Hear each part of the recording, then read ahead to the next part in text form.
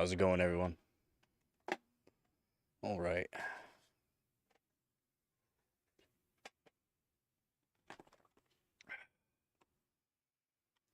Should be just a short stream today, maybe, hopefully. We'll find out.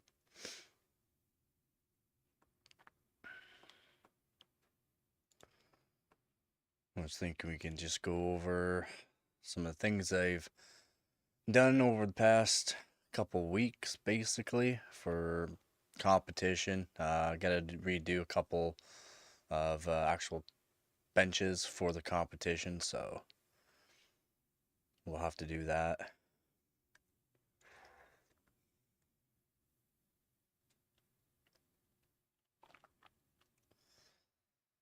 Other than that, not a whole lot.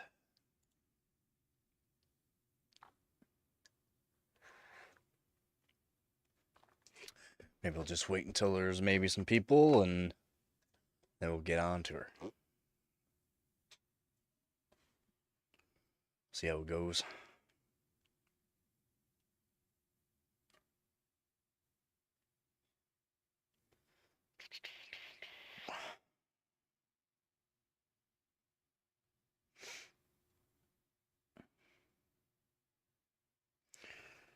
All right.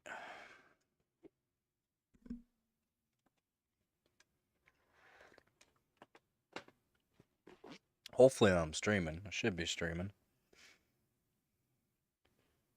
At least that's the plan.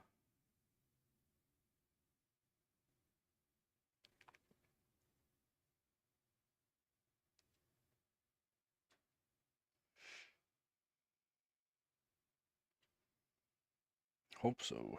Am I? Sure am. All right. Everything is set up then. Everything is set up. Good. Looks like we're good to go. Hopefully sounds good. Hopefully everything is set up.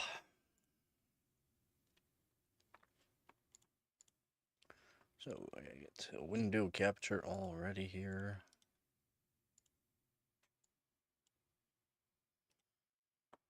Get it set up for... Sounds good? Awesome. How's it going, Unity?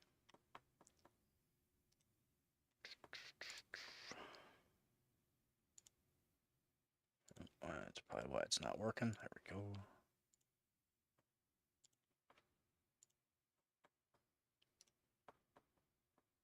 Not gonna be a crazy stream.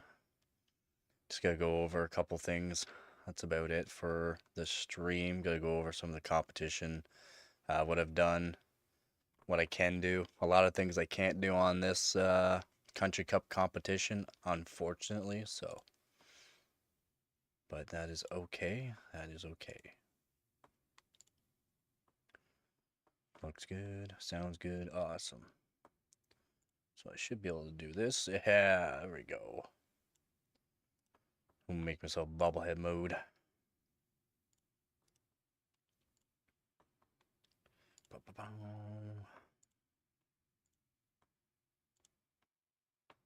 Oh, where did I put it?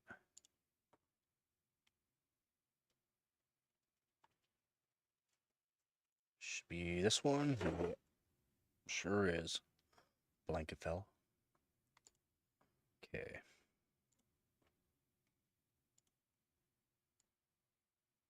Center myself here.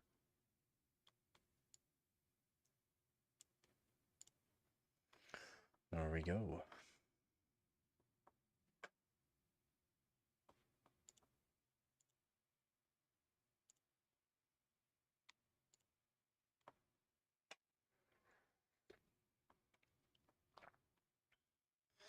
So now I am fourth in Canada, fourth in the country. So fourth in Canada for the season. Overall, I'm 10th in Canada for since Hardware Bot started in 2005. I'm 10th in Canada, so I'm quite happy about that. 19th in Team WEG, which is we are the third best team for overclocking, and we do have Splave, Sebi, Salty, AKM, Dreadzone, Black Dot, Crispy, Masterflop, Watch My Debt, Excaberries, Paul, Raiden, Pablo, Haven't really seen G around. Doomed, G good. Tech tested, of course. If you haven't seen him already, he's over on Twitch. Tech tested. Yi 245. Me, Luger. McManus 940, 9442. I do believe we lost someone. He quit benching because of something. I do believe that was Sparks, his name is. Lose, Jor, Gigahertz, Relic, Triox, One Wolf, Jacot, MK Nick, the Casual Observer. Sparks, I do believe he is done. I'm not sure. He said he was going to leave. Hopefully he doesn't. He's a good overclocker. Hua, Biak, Valha, Bavor, Benchmark. Benchmark is working on memory for like 12,000 plus memory. It's crazy. Nuts and Bolts, Robert, Melosh, X Goody, Floppa, by the way, Xander, Woodstrix, Val, Jesse, Red Hat, Bryce, Games, Madness, Jojo, Brutus, Slummy, George, Exa, Hudson, B-Rob, Crazy Crafter, Blacksore, Game Frost, Unicorn Carnage, Cave Man, the One, and Nep. So that's all of our overclockers for this team. And yeah, we're doing good.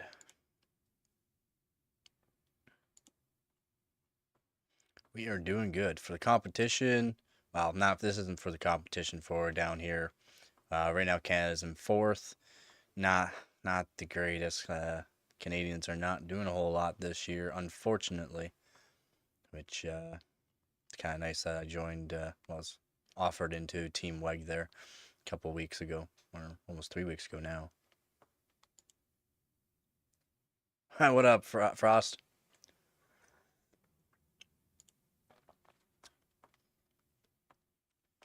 Yeah, that's Team WEG for you.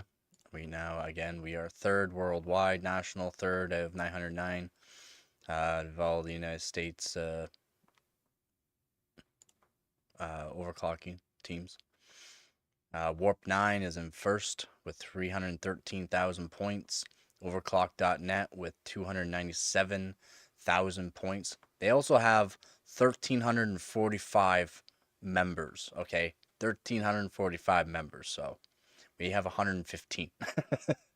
Warp 9, though, with 47 participants, absolutely crazy that they're up this high. Warp 9's an older overclocking team, and Overclock.net is another older one as well. Team WEG is fairly new. So we're third place, which we're just going to keep going up. That's the plan for Team WEG. I see that.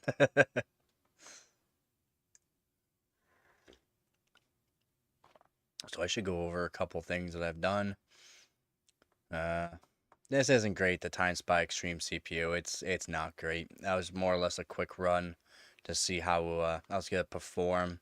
I only did at 5.9 gigahertz all core at 4.6 on the E cores. Nothing crazy. Nothing crazy.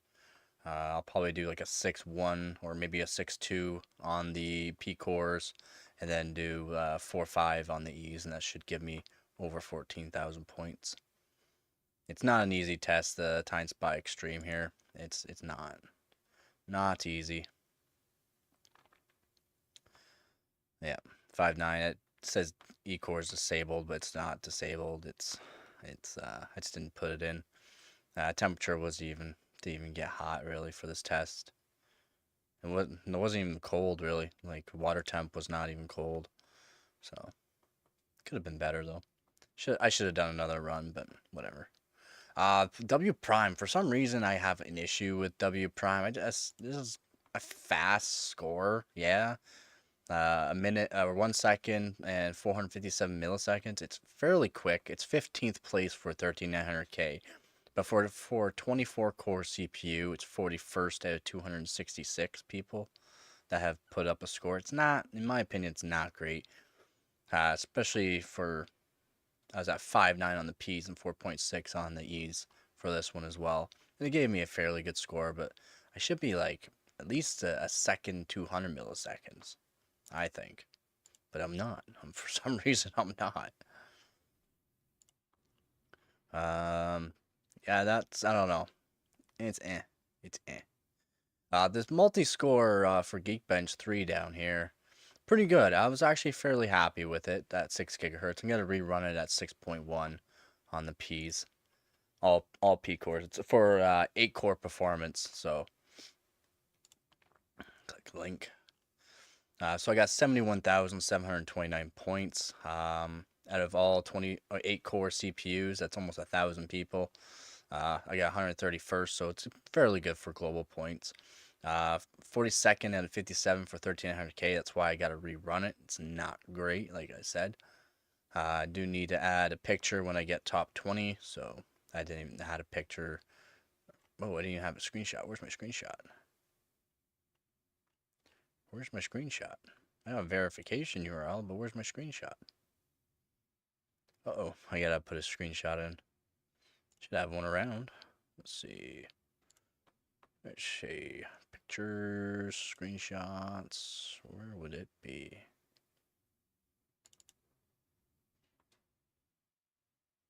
It's GPU Pi. File, there it is. So it is 224. So I'll just add one right now because apparently I forgot it. URL. I choose a screenshot. Wow, I can't believe I forgot the screenshot. And it's 212 or 221. Shouldn't be 212. Should be 221. Right? Okay, so I'll recheck just to make sure. 221. Yeah, no, not 221.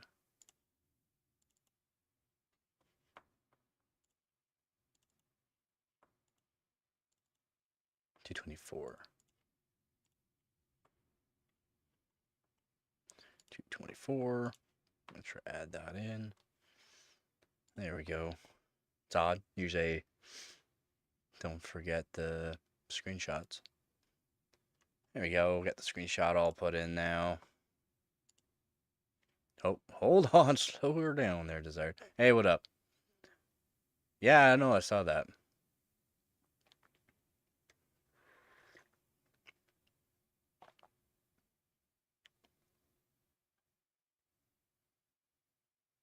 Actually, that's not a bad price.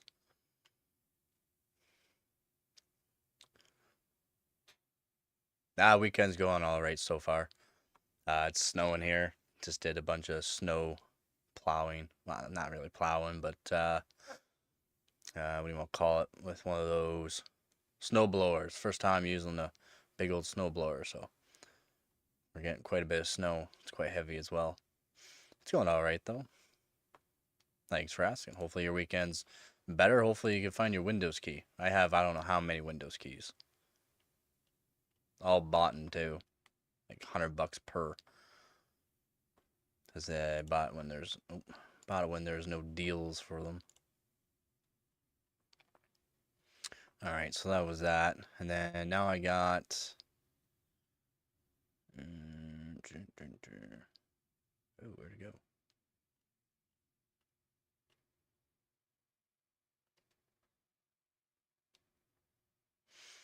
I did R23 as well at 6 gigahertz. It's not great for performance. I'm not gonna lie. The 6 gigahertz wasn't great for the Simbench 2024. I only got 24,767 points. Some people they'd be just fine with it, but I didn't even get top 100 for 8 cores, and I didn't even get 20th place, so I have to redo that. Because that's my main thing with. That is my main thing with all my CPUs and GPUs. I got try to get 20. If I know I can get past top 20, I try to get top 5. If I'm around top 5, I try to get first place. That's how I do it.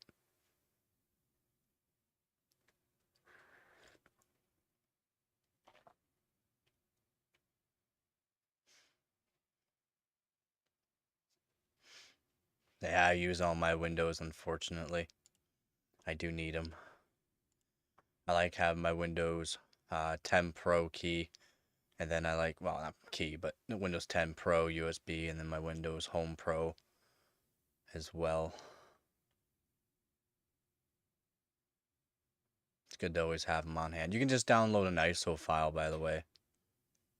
If you don't know about ISO files and USBs, you can just make your own. You can even just boot off of a USB if you wanted to, and use your storage just strictly for storage. That's how most overclockers do it, by the way. It's just USBs with an ISO file. Then you can get a stripped down version, or a stripped down version where it works good for gaming, so that way you can put your keyboard and have everything still that you need. Because you can get fully stripped down where you can only use like so many things. Doesn't even have Wi-Fi, nothing like that. It's generally what I use. Um, yeah, R23 is I have to redo a bunch of these. I did them at 6 gigahertz though. 6 gigahertz was good, but it's not great in my opinion. I do need to lap the CPU 1300K. Still need to lap it. I do have one core that's 10C higher than all the other cores, unfortunately, which really sucks. So I might delit it, but I don't want to delit it because I do want to get into LN2 just because. And delitting it really is kind of an issue with LN2 because then you have to worry about the pace cracking on uh, the GPU or the CPU die as well as the top layer. So you gotta be careful with that. I generally do delit all my CPUs though. Simbench R20 because I'm on water. That's the only reason why. I'm on water and I can only get as cold as I can get it. It's not technically water. I use other means of making sure it's cold and doesn't freeze. Simbench R20, I did 9500 flat points, 6 gigahertz. Gave me fairly good points too. Simbench R15, 3606. Again, this is all on just the P cores. Just on P cores.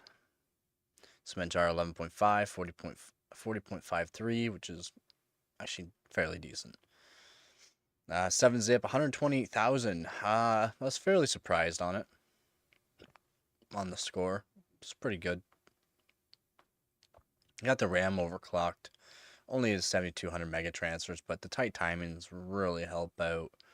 And I don't know, for over the past roughly 2 months, I've been figuring out this RAM kit even more and have figured out a stable run for like 10B, like Y-Cruncher Pi BBP is only strictly CPU. You can gain a little bit of extra points, by the way. I've done the testing, even though the dev said on this one here. So if anyone does benchmarking, what I found with the Y-Cruncher Pi BBP, which is the new one, it's the new test, the dev, so the developer, automatically said, or people asked him, and he said it was strictly a CPU. It's not strictly a CPU. I've done the testing with lower clocked RAM. It doesn't matter about timings. It only matters about your frequency. If you have a higher frequency, it's more bandwidth. So you can get more of, you get from 7,000. So I did 7,000 mega transfer per second. And what I was running at 6.1 gigahertz. I was running it at for the P's, and the E's I was running it at 4.5. I think I was running on the E's. I was doing 10.637 seconds with 7,000 mega transfers per second on this. I was doing 10.333, so I was shaving off 300 milliseconds just from RAM overclock. Loose timings, all that mattered was the actual frequency and bandwidth, so it does help improve your score a little bit on this, by the way. But at 8 P's, 6 gigahertz, 16.126 milliseconds is okay.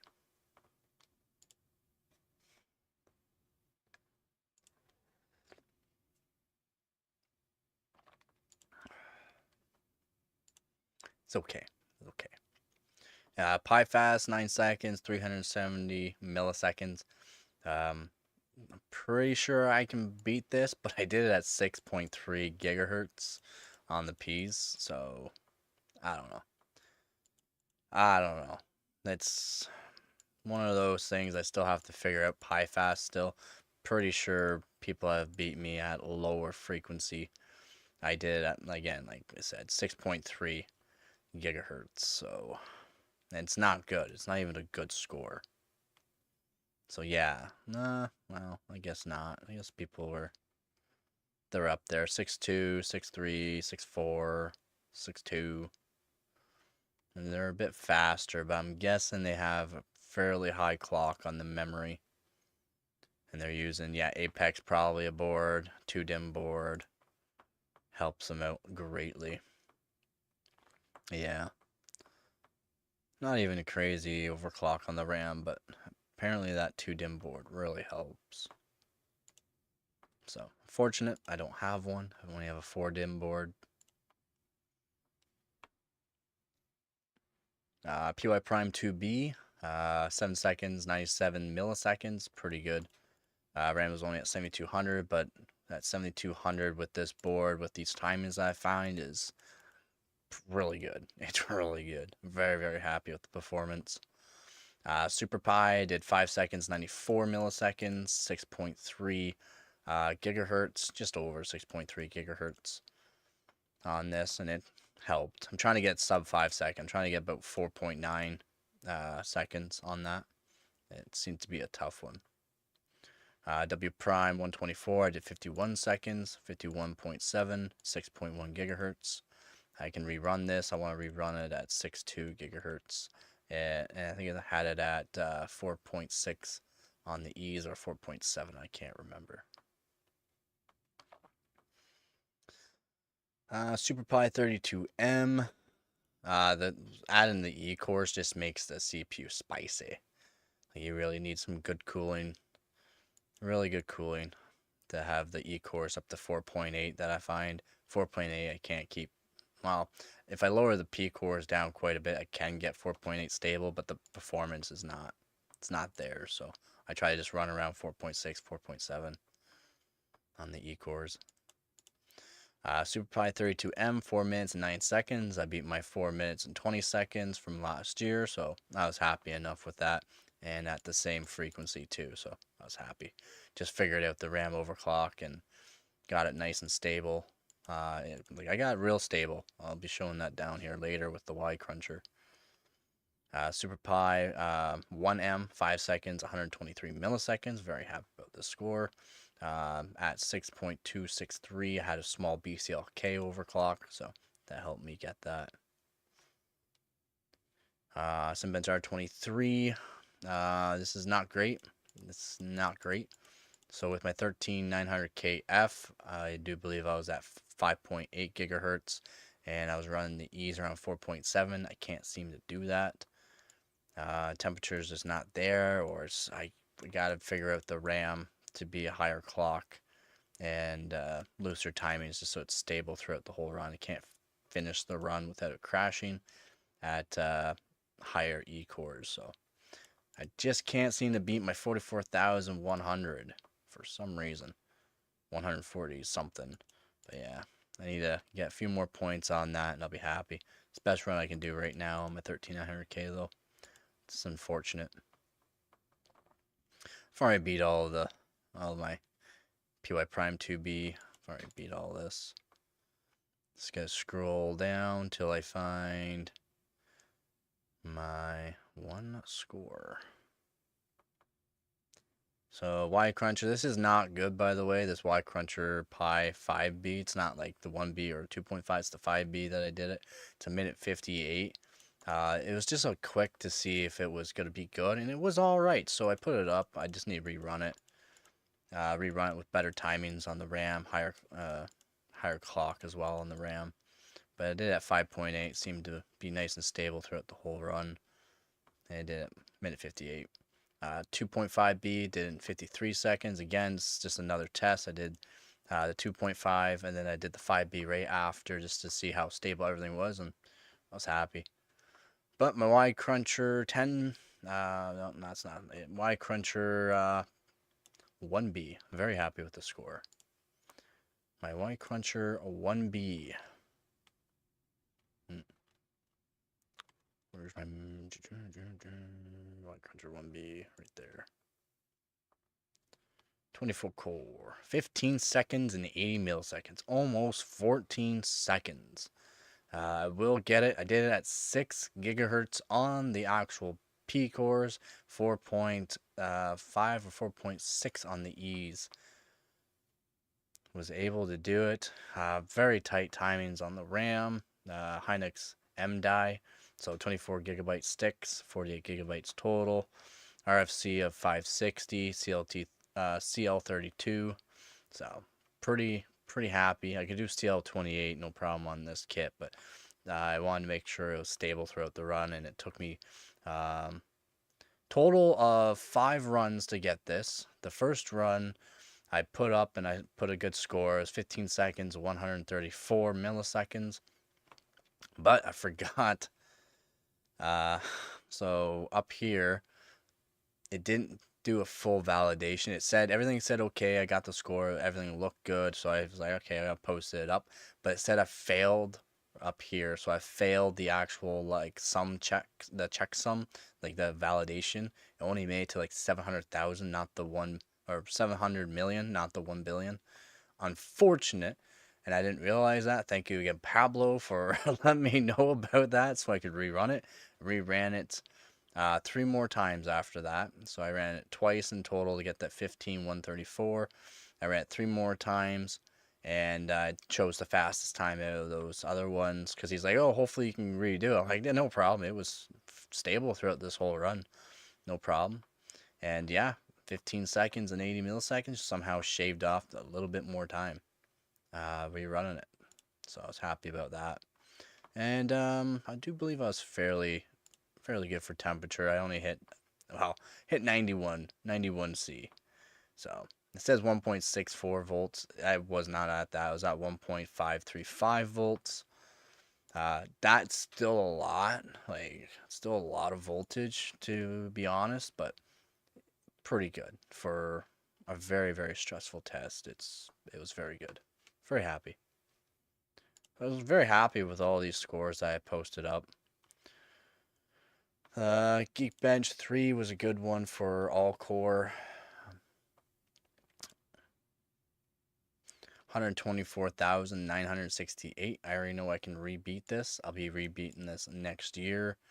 I'll be running it at 6 gigahertz as well, and just because my RAM overclock is a bit better that I found now, since November 30th until now, I did find some better timing, so I already know I'll probably get around 128,000, hopefully 130,000. That would make me really happy, to be honest.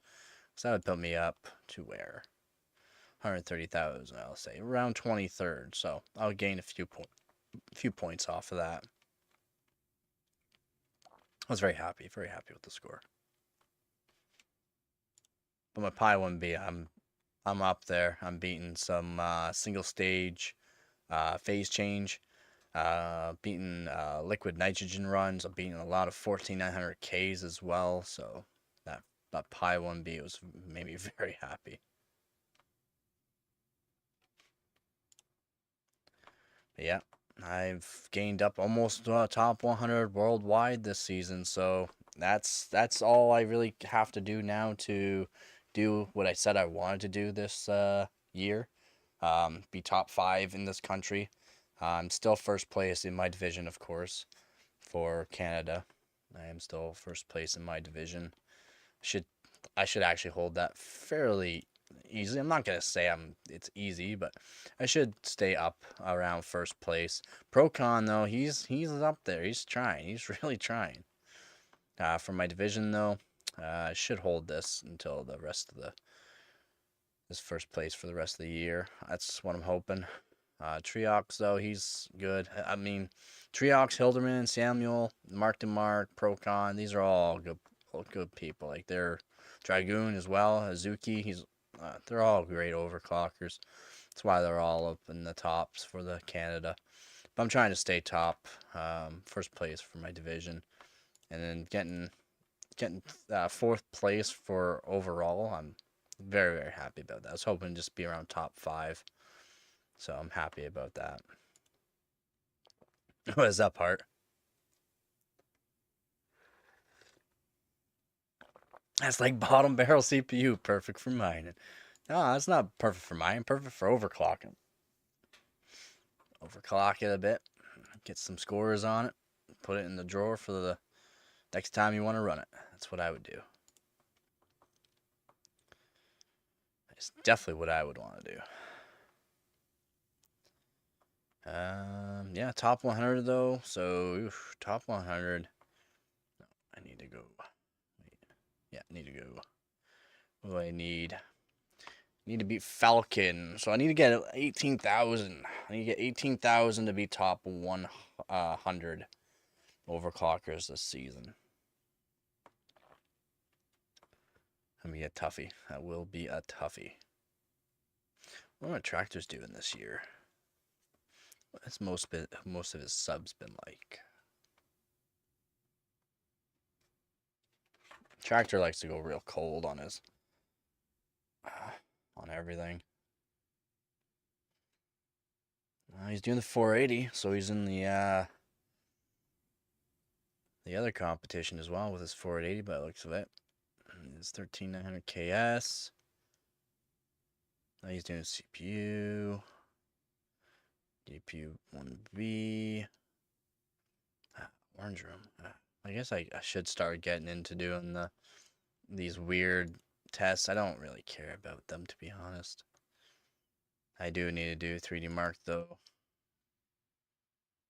03. I need to do some more 3D Mark 03. Eugene Heaven. I should do that as well.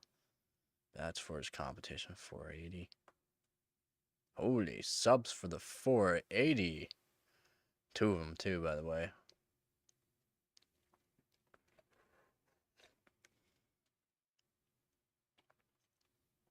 That's all he's been doing. That's all he's been doing is the RX 480. Crazy. Absolutely crazy. Now, I should be up here on the leaderboard somewhere. Well, not really a leaderboard anymore, just some good benches. I guess it has been a couple days since I posted something. Yep. Yeah, it won't be on here because it's been a couple days now. It was on the first page, though. Got with my 1 score. It's really good. Really happy. Yeah, it's got a whole bunch done. Whole whack of things done this year. This year's been pretty great, to be honest. Very happy. And then being asked to join Team WEG, one of the best overclocking teams there is. Of course I'm gonna join them. Splav's in it. Sebi, tech tested, Mark, crazy.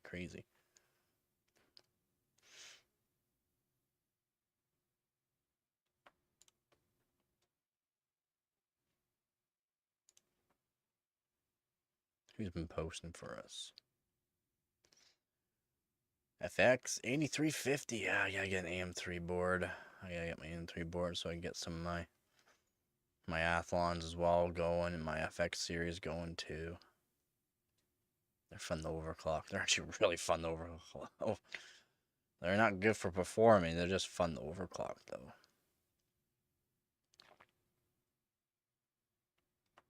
Yeah, I guess I did. Yeah, it's not happy about I don't even know why I posted this. Like, it doesn't really give me points in overall. Like, it doesn't do anything for points. Just shows that I'm still putting out scores. Yeah, so Time Spy Extreme CPU ranking, 11th place. And 14. Nothing great. Let's check out some world records that have happened. There's a couple world records that happened. And Sebi with benchmark, so 3D Mark CPU Profile Max. Sebi with his Threadripper Pro 7990 WX 96 cores on liquid nitrogen. 43,803 marks. Absolute monster, Sebi. Absolute monster. Crazy, man.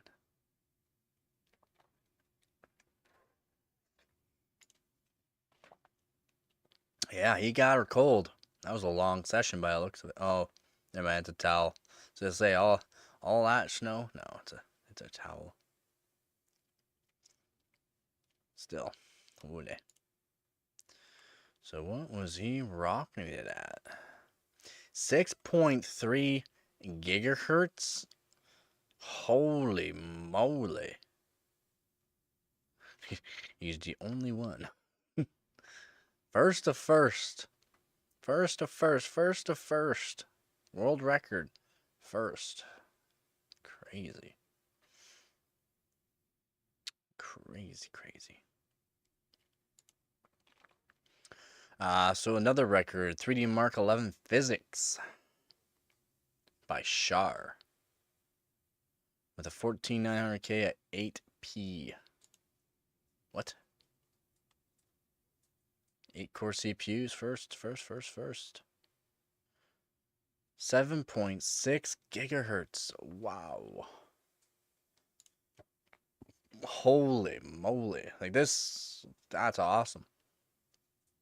It's not the hardest physics test there is, but it is not an easy one, especially at that kind of clock frequency. That is holy. Very nice, man. Very nice.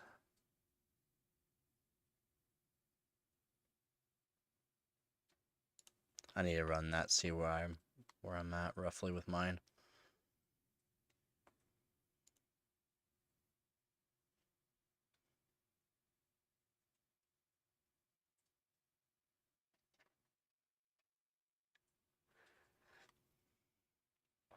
It's not the best you can get for mine. Best you can get for mining is the top of the line, whatever you can do, so that way you can mine off of the CPU and while it works for the actual GPU. And usually Xeons are the best that you want to use. Xeons or Epics. Not dual cores anymore. They were good way back.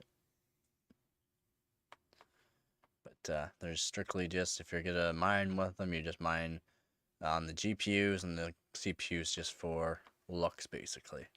So it's kind of a waste nowadays when you want to be as efficient as possible, so you're going to mine off CPU and GPUs.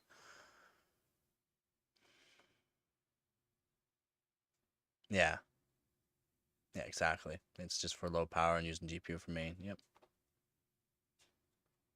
Yeah, nowadays it's just strictly for making sure you could run, and then it's because it's such a low end one as well, you're losing PCIe. You can only put so many graphics cards on it, so there's no point. Oh yeah, Spleeve. Where so Spleeve? Oh, Benchmark did some? No way. Alright, cool. So we got a few to go over. Splave here with his 7-zip. 734,707 MIPS. Wow. Holy moly. That is a lot of points. Holy crap. I'm trying to get 250,000 with my 13900K. That's a lot on MIPS, man. That's a lot. Wait, how fast was you running it? You must be up around 6 gigahertz at least. Yeah, around 6, 5.9. That's holy moly, man. That's crazy. Elmore, he's doing stuff here. Yeah, a CPU frequency. He likes doing his CPU frequency. Holy, 9.117 gigahertz. Very nice. Just barely beat out his last 9.1, I think it was, or 9.05 gigahertz. But liquid helium, of course, they were using the $10,000 to make CPU LN2 pot is $10,000 to make. They made it with the new. So basically, it's laser welds copper together, so that way there's zero air pockets. And I did a video, a couple of short streams about it. If anyone wants to look at that, you can look over my shorts and you'll see the $10,000 LN2 pot. Yeah, crazy. Yeah, that's crazy. Simbench 2003, 17,856 by Dreadzone. Crazy, man. Liquid nitrogen at 7.7 gigahertz. Very nice, man. Very nice. Just beating out Splay's last score. Very good, man. Very good, Dreadzone. Simbench 2024, the 9,204. Wow. Holy moly. Wasn't even on LN2. He only did at almost 5.3 gigahertz. So he had some decent cooling on it, but he didn't even go LN2 on it. Because he already knew he was going to beat the record. Crazy. Dave is happy. I'm happy. I mean, I'm literally in a light sweater right now, not a coat. Got a stove going. Yeah. Dave is happy. Dave is happy. It's about 10 degrees, 9.8 degrees at 46% humidity. So Dave is happy. Dave's real happy. He was not happy earlier. It was 14 degrees in here. Humidity was fairly low at like 30%, just because of the wood stove. Funny LN2 pot? Yeah, the $10,000 one. It's crazy LN2 pot.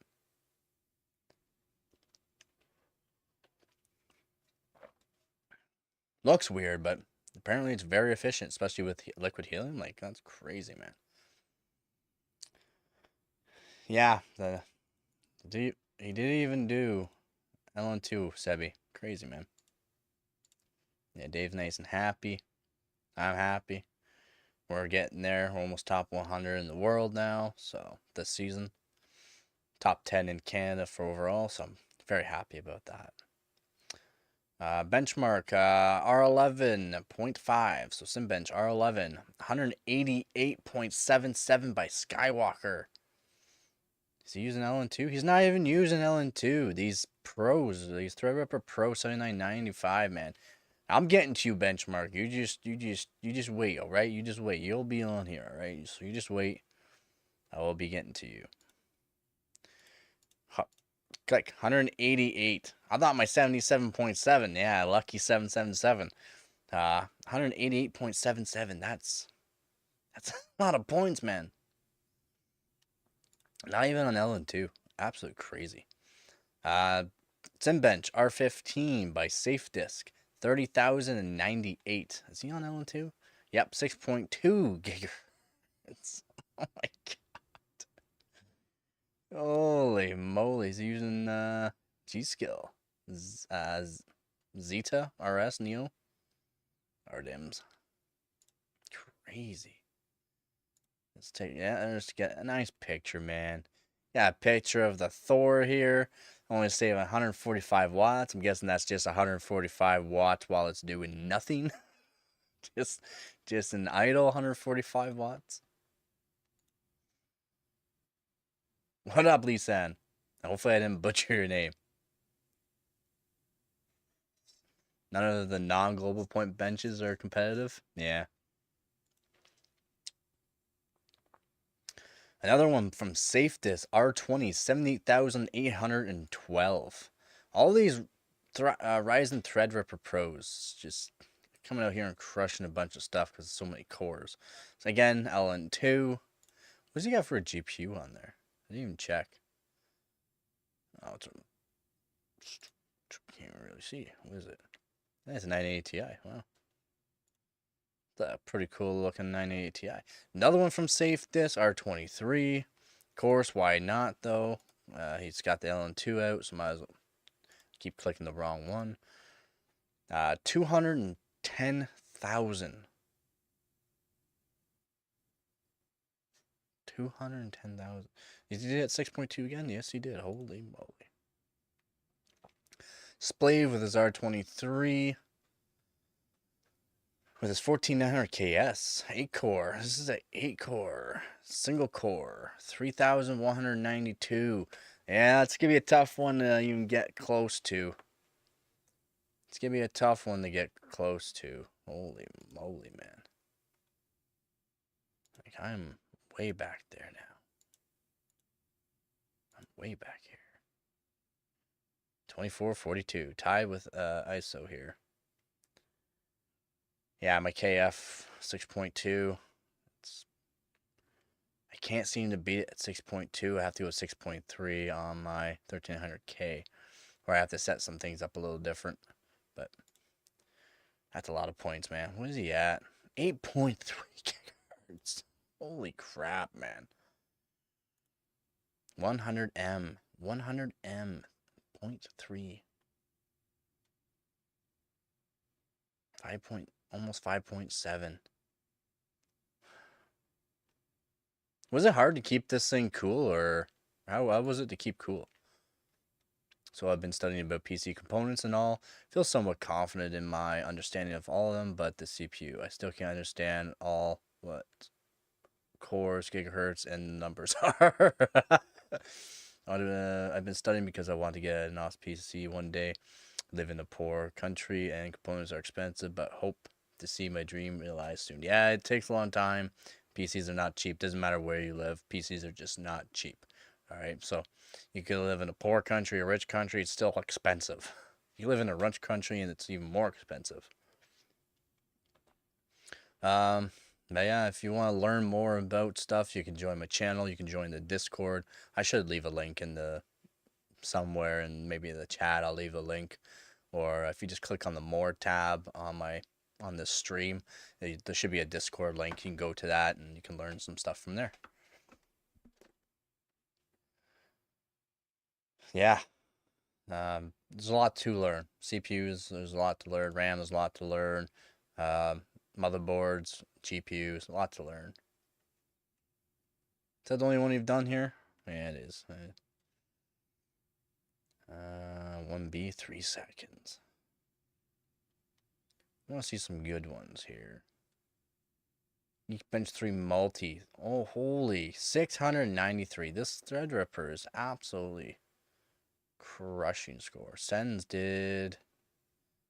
Oh, yeah, that's when he did his run there. He got a first. He broke a couple of records with it. So that's good. Really good score. I gotta run mine, see what I can do. Haven't ran Geekbench 6, 5, or 4 on my 13900K yet. Unfortunately. Just been working on global points with it. A couple quick runs of other things here and there. That might be a next year thing. Gotta put my 12600K in. I can easily get a whole bunch of 50 pointers from global points. I already know I can, so I want to get the 12600K back in before the end of the year, get a bunch of runs done, and get a whole bunch of new points. There's not a whole lot left, really. A lot of Threadrippers. 4090 Ti, Port Royal, Firestark Extreme 4090, 3090 Ti, A6000, 4090s. 90 Ti got a new one? No way. No way. 90 Ti got a new one?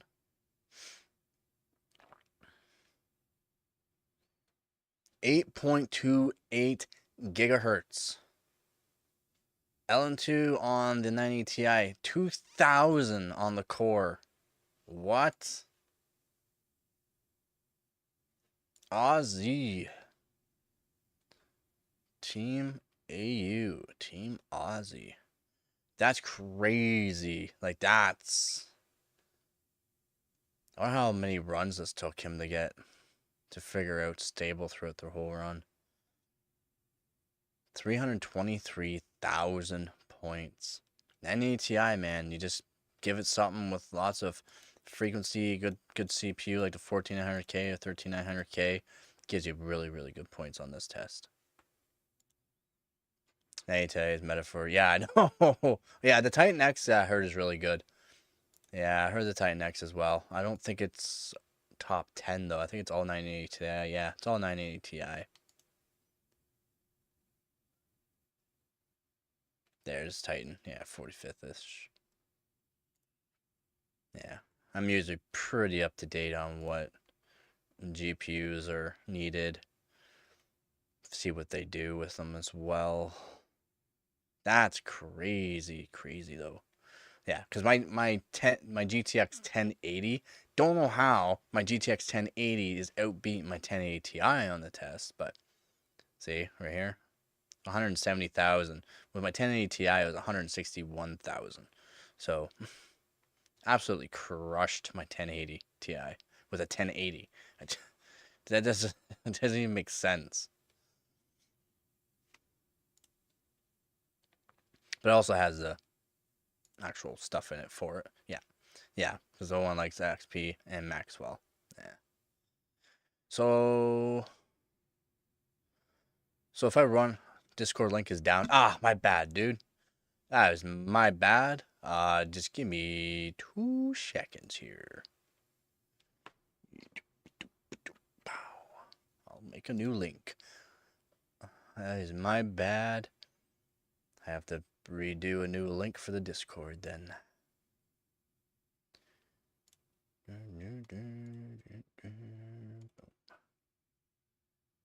Invite.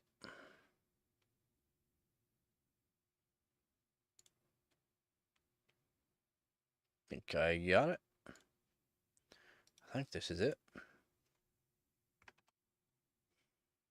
Hopefully that will, yep, alright. Should work for you there. Yeah, this is the Maxwell, but I guess I should make an XP ISO. Or not make it, but grab one off the actual Discord. I haven't done that yet, just Windows 10 one.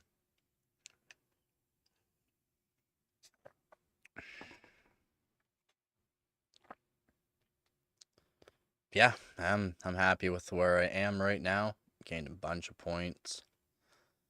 Gained a bunch of points over the past ooh, sorry about that. For the past 2 weeks now, I've gained a lot of points. I'm very happy. 19th in Team WEG. I might get close to beating out Yee right here. I'm right behind him. And you're telling me to get see if I can get up by G Good there. I don't know if I can get up by G Good. Yee though, I might get up there with my, like I said, I got a bunch of 12 600K runs I gotta do, and I can easily get at least 100, maybe a bit more than 100 points just from a few runs. My 12 600K. Was already looking over a bunch of scores with it, and yeah, could get maybe a 60 pointer from one run, which would be really good. Be very helpful getting a 60 pointer.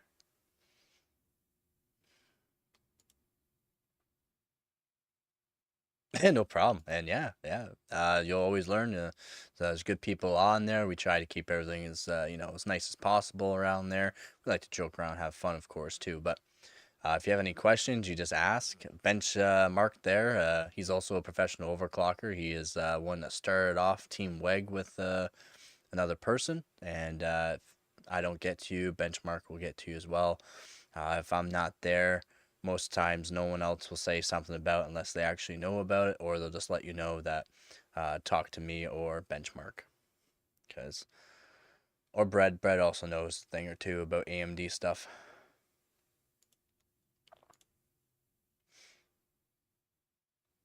Yeah, at first I ran the Time Spy Extreme. It wasn't a Time Spy Extreme. I ran Time Spy accidentally CPU test. Posted. I'm like, man, I'm beating everybody. I'm looking, I'm like, oh, delete. That's because it's supposed to be the Extreme, not Time Spy. CPU profile max. I actually beat my last one I put up which I was really happy. I was at 16 or 18,620, no, 18,662 points. Now I got 18,791 points. I figured out just lower the E course from 4.7 to 4.6 and just raise the P course to 6.1. I kept everything stable throughout the whole run very easily and kept my best run, of course. I ran it 3 times and 18,791 was the best. It's decent. Fairly decent. Quite happy with it. Voltages, didn't need a whole lot of voltages, 1.56 volts. I only gave it that much just to make sure I was stable, and I knew I could cool it. It didn't use a whole lot of power. So, fairly good. Fairly happy. I do need to put in my 3770K again. Oh, I did this super profile really with my i7 2600. Ooh, that's not good. That's why I'm my. Ooh, that's rough. Okay. I overclocked, yeah, my 2600, not even the K, and put it on for the 4 core. Whoops, I'll have to redo that with the 3770K at 5 gigahertz or 5.1. We'll see what I can do with it. Oh, you got the record, eh? You got the record? No way. What'd you do it on? 12300. Wow. Yes, it is just 4 P cores, isn't it? That's a lot of points. That's a lot of points. Although single thread is not the greatest.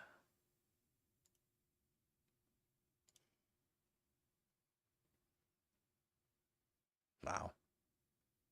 Really, only 2 people did with 12300? You absolutely crushed it too. Wow. Black dot with an epic. Wow.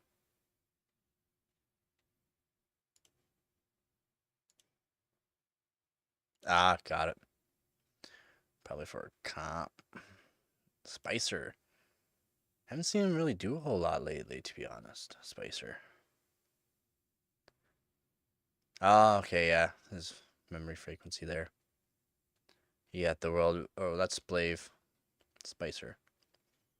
December 3rd, or 11, 12,600. Holy moly. Almost 7 gigahertz, dude.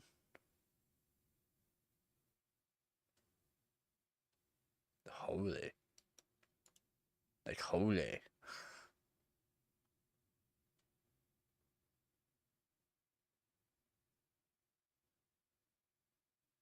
Nope, I definitely will not be beating that. My 12600K is good, but it ain't that good. Holy moly. Almost 7 gigahertz on all of them. 6.9 gigahertz on every single one.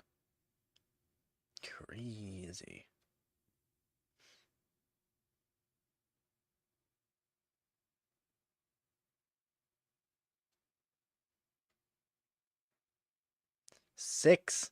Just 6 performance cores. He's almost at my all core. He's only at 6 performance cores, and he's almost at my 10 core, all core. What? That's crazy. Almost at my all core. He's on 6 cores. I guess that's what liquid nitrogen can do, eh?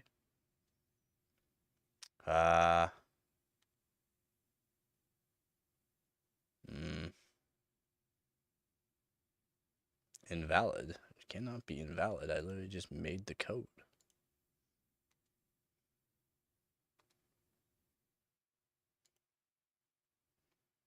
Give me 1 second. Boom.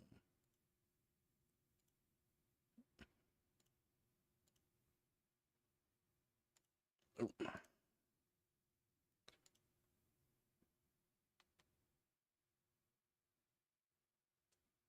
Gigahertz is how fast CPU going. Megahertz is generally what RAM was called, but also can be more megahertz. It should be more megahertz, more good. Yeah. What should I look in for a CPU? Depends. Depends if you like AMD. Depends if you like Intel. I like my Intel, but I'm a hardware collector too, and do a hardware overclocking, so it don't matter to me. But anything that you can run, anything that you can cool currently, if you don't want to spend a whole lot of money, basically, there's a lot to go on. Depends on what you want to do with it. If you're a gamer, if you're a workstation type person, if you need more cores, a lot to know. Yeah, CC 2020 or 2022. Is that when that was? I saw you just posted your, what do you want to call it there? CPU frequency, did you not?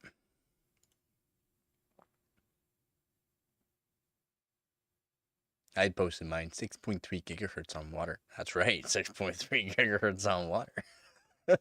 6.4 seems to be a real issue for some reason. Or I just don't want to put too much voltage into it. It's probably my issue. It's just doing it only at 1.575 volts. Basically, just because I'm on water, I don't want to put too much voltage, even though I probably could do more. Team best. No, let's go world record. Where are you? Did you not just post a CPU frequency? No, memory frequency. My bad. What am I thinking? You did memory frequency. I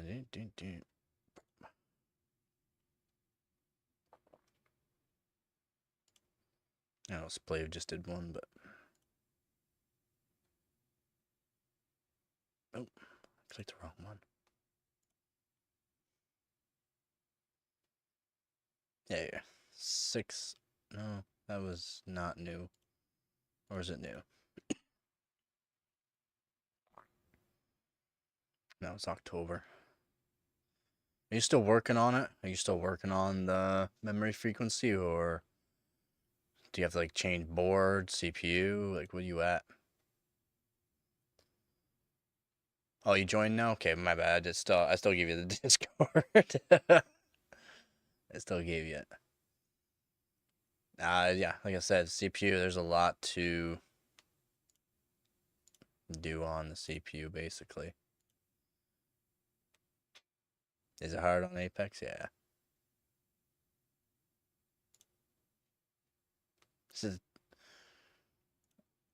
I thought you were doing it on the 265, were you not? 285 on this one. That's the ES model, though. I thought you were doing it on a different CPU. Or, wait, you have an Apex board for that? Oh, you are using an Apex board. Really? It's hard on the Apex board? Wow.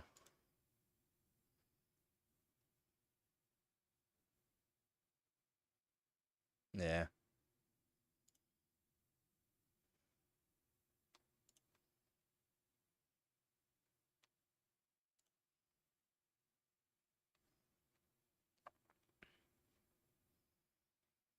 There we go. Welcome to the Discord. Yeah. You gonna beat Splave, or what are you thinking? You gonna beat him, or? Yeah, Salty did a test run. A test run. He's up there, though, with his test run.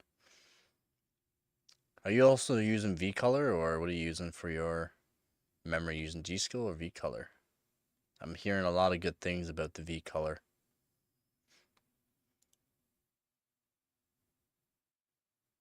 Nah, I got it. Yeah, those overclocking freaks are really good. Those motherboards are really good. That's what I like to call them.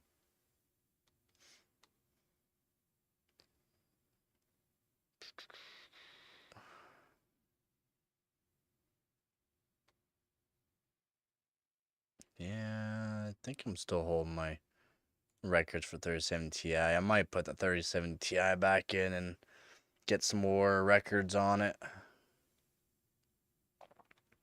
I do need to work on them, to be honest.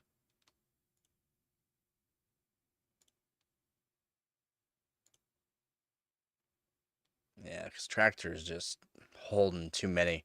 He's holding too many records with his right now, and I only see my name up there a few times, so I do need to rerun a bunch.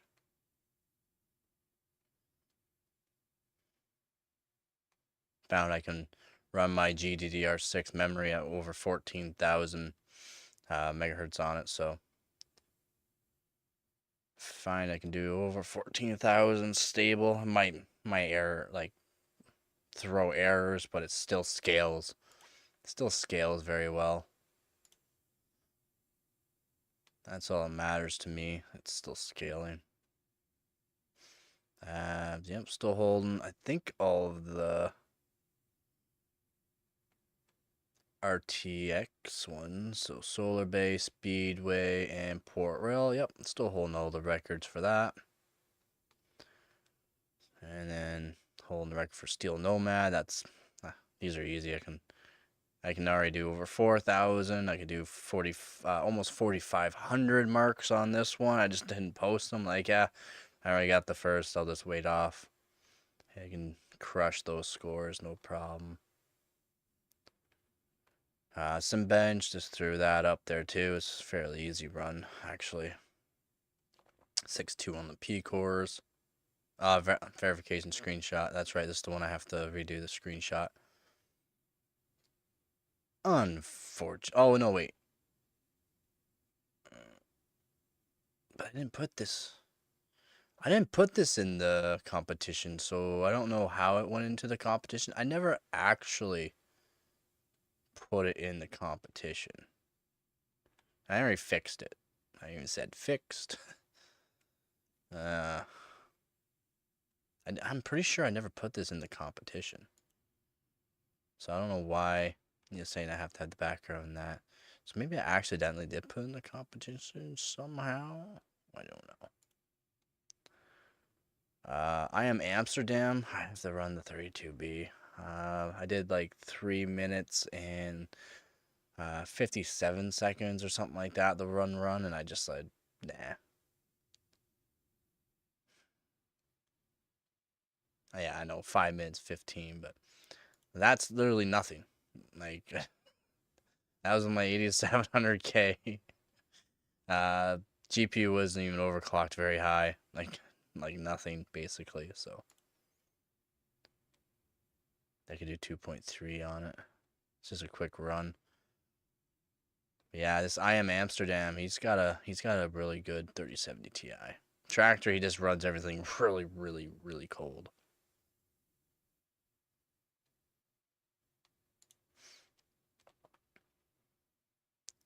What you think about OCCT? Yeah. I mean, my score is from September 27th. Need to be saved disk at least. Yeah, for which one? Your September. Your memory? I thought your memory was October 24th. I thought. If that's what you're talking about. For your memory frequency? Or which one you talking about there?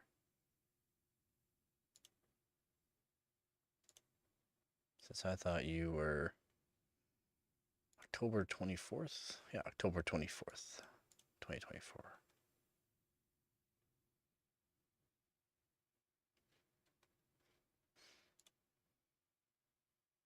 Or which one are you talking about? Oh, you mentioned September. Oh, gotcha. Gotcha.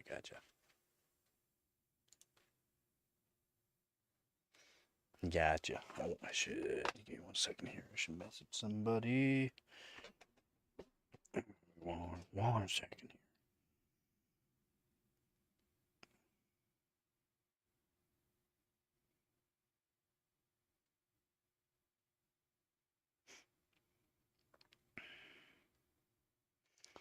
One second.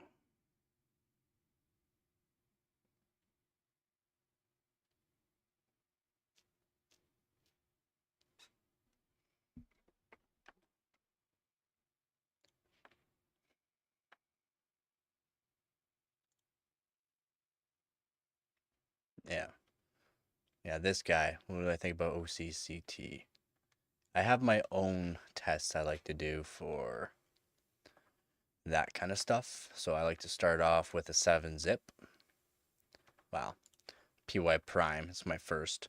It's not like a stressful test. I'm seeing performance first. So my first thing when I'm doing testing on CPU frequency with memory frequency, I like to do PY prime, which is a memory test. So I'll do my PY prime. Shows how good the memory really is. Then I like to do 7-zip, shows CPU and memory more or less score, see how well I'm performing that way. I'm trying to work right now on 240,000 to 250,000 by 13900K, so I would like to be up around there. I only did it at 6 gigahertz. I can run it at 6.1, no problem. Just working, tweaking out the kinks on the memory that way. And then what I'll do is go to my Y cruncher, Pi 1B, 2.5B, and then 5B, and then 10B. More or less, I'll just do the Pi 1B and then Pi 2.5B, and that's generally good enough to show stability, especially for most games. And that it's if you're running it like games like I don't know, Black Myth Wukong, super fidelity, resolution, max, cinematic. You might want to do the 2.5B, but you don't have to do the 5B stress test. Just a longer stress test. There's no need to. Normally, you know how stable things are just from this. This right here, I just ran stock settings 5843 on the E. Memory, I just did a memory overclock at 7200, I do believe. Yeah, just did it at 7200. Wasn't even anything crazy on it. And then I also did that same thing on the 5B. My Pi 1B for stability test. For the 15-second, almost 50-second flat. I did at 6 gigahertz peak cores, 4.5 on the E's. No, 4.5. Yeah, 4.5 on the E's. 4. Oh, so I did, sorry, 4.6 on the E's somehow. I didn't realize it did 4.6. I thought it was 4.5. 6 gigahertz on the P, 4.6 on the E, and 7200 CL32 on the RAM with an RFC of 560. Was stable throughout the whole thing. I didn't do the 2.5 or 5B on it because I knew it wouldn't be stable throughout that whole test. I'm just gonna working on 7400 megatransfers per second and working out some kinks on that for finalization for the 2.5 and 5B. 10B, I'll have to go back down to 7200, figure out good timings on that. But that's what I do for my testing for stability for my daily systems, basically. Daily, I do 7400 mega transfers at CL34 generally. CPU, I could be on stock CPU. I could be, if I'm gaming, I'll be on 6 cores. I'll do 6 gigahertz overclock or 6.1 on the P cores. So all depends. It all depends on what I'm doing. Most of the times I'm just editing videos and recording, so it's not like it's a whole lot of power.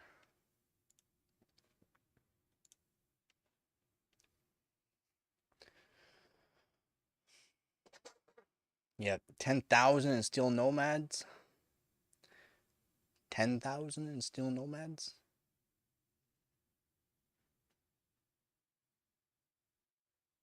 What with your 3090 and 13900K? I don't know if you have 10,000. 4090. You getting 10,000 points? Really? The Stream Life, rocking an old 4790K. That's a good CPU, dude. Starting to really show its age. Should I wait for 900X3D to be in stock or settle for 7800? Dude, you could probably go with the 5800X3D and absolutely crush your 4790K. And the 5800X3D outbeats the 7800X3D and 9000X3D in some games. So it all depends on what you're doing. The 5800X3D is still an absolute monster. Like it really is. from what I've seen, the 5100X3D beats it in multiple games, multiple tests. So all depends on what you're doing. You're getting 10,000 points on. Let's see where you're at then with that for your Steel Nomad. Let's do the Vulcan first because Vulcan's the easy one. Our team best is 11,000. And no, I don't want that one. The next 10,000. So you're around 20th place, but 10,000. Do you know what you're actually getting though for score? If you want to be relevant for the next few years, I would wait for the 900X3D. I kind of want to go AM5 at least for future upgradability, to be honest. Yeah, well, that would be smarter then, for sure. But if you're looking to save money on your CPU and motherboard and RAM, then you could do that, and you could buy the better GPU if you don't have a lot of money. But if you have, if you have the money, then for sure go with the 9000X3D, man, or even the 9950X. The 9950X is a pretty good CPU as well.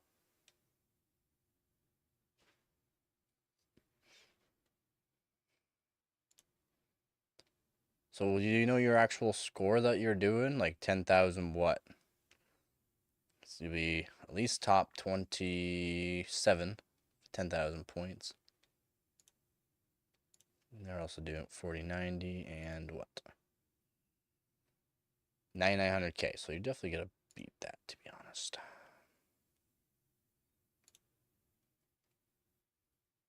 The 950X, you'll probably be around there with your 14 and 900K.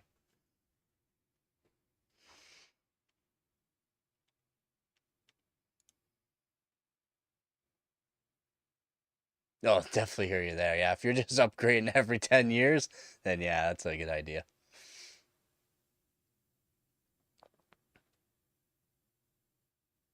Oh, just shy? Yeah, okay.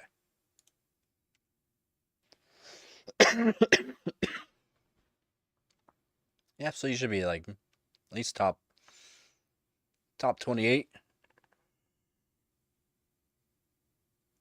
Top 28 and 2060 Super is up there. What?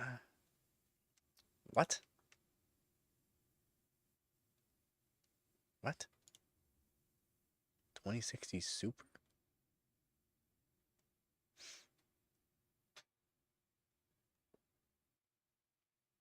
What?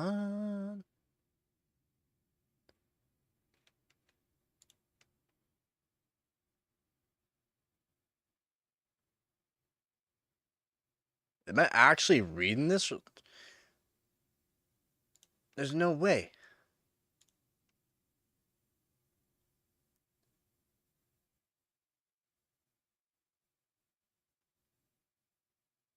Oh, that's light. That's Steel Nomad light. Vulcan. This is not for Steel Nomad light.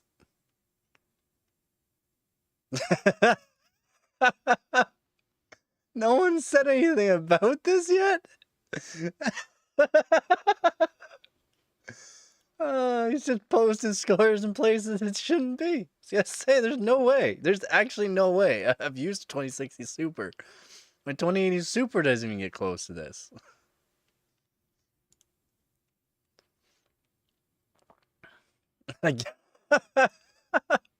he's posting scores in spots he shouldn't be. That's crazy. I can't believe this hasn't been found out yet. This is since June. He's posting Steel Nomad Vulcan, and his test is for Steel Nomad Light. So say that would be pretty crazy if it was up that high, but I was looking like, it looks pretty stock. Looks pretty stock. Because it is. Whatever. Hey, how's it going? I have Elite Desk 800 GT with an overclockable CPU and an unoverclockable motherboard. Ooh.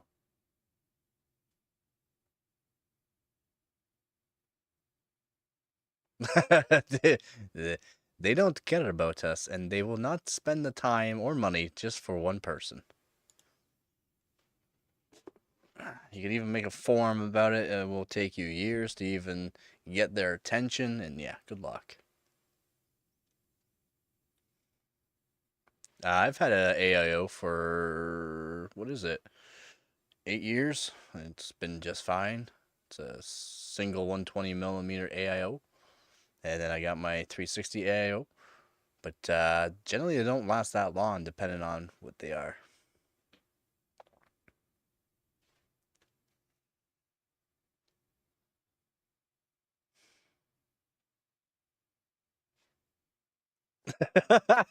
Yeah, they still won't care. They still won't care.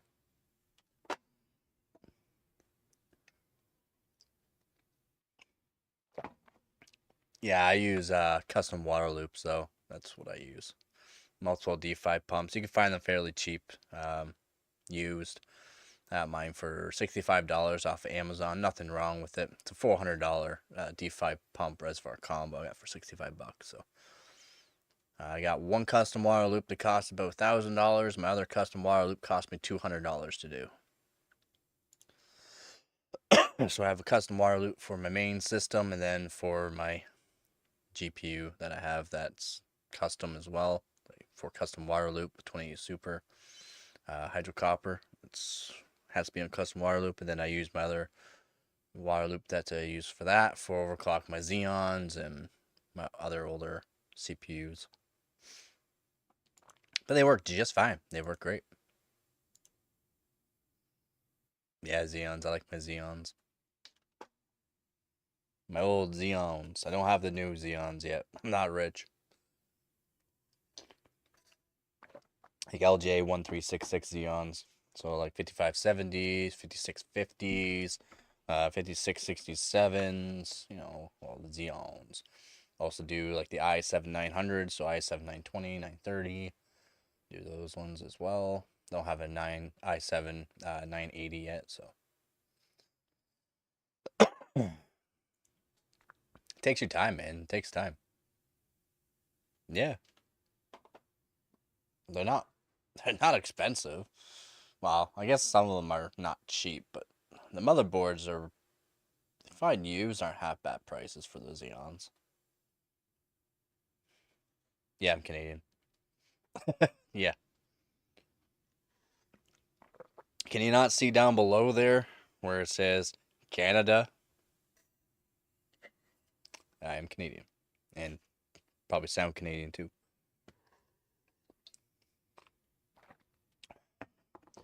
The 6500T, that's pretty good. That's actually not bad. That's actually not bad CPU. Yeah, it's still not bad. Yeah, small little micro PCs. Don't really care for them, but hey, it has a CPU and it works, so that's all that matters. That's seriously all that matters. Takes time to get lots of components in that. Has 4 cores, only runs up to 2.5 gigahertz. Is that all they run up to? I thought they ran up a bit more than 2.5.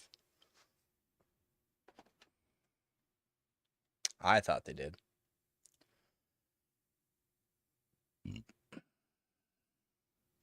The 7500Ts are pretty good too.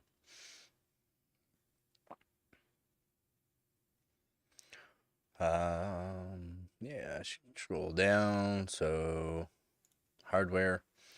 So, 12600K, 2400, 8600K, 2600, 3770K, 8700K, i7 930, 12900K, 13900K, 13900KF, Xeon X5570, X5650, X5667. Video cards, 9600 GT, 9800 GT, GT240, GT610, GT7 or 1070, GTX 1080, GTX 1080 Ti, GTX 770, RTX 20 Super, RTX 3070 Ti, and then just the HD graphics built into the CPUs.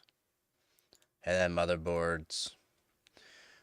Cheap Dell motherboard, cheap Acer Spire motherboard, DX58 Ace O. I have multiple of these from Intel. They're okay. They're more of collector items though.